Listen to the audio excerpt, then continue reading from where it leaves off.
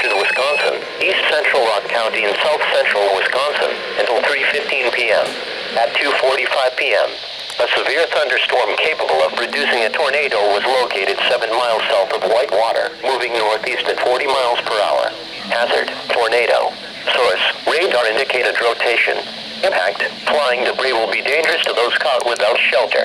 Mobile homes will be damaged or destroyed.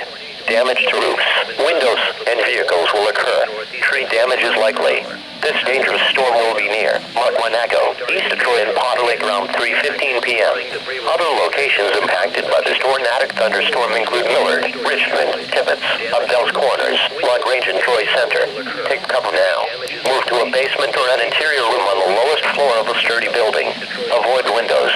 If you are outdoors, in a mobile home, or in a vehicle, move to the closest substantial shelter and protect yourself from flying debris.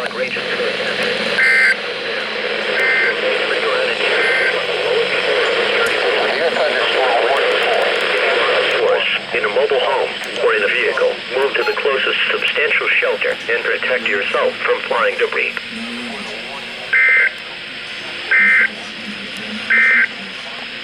The tornado warning for northern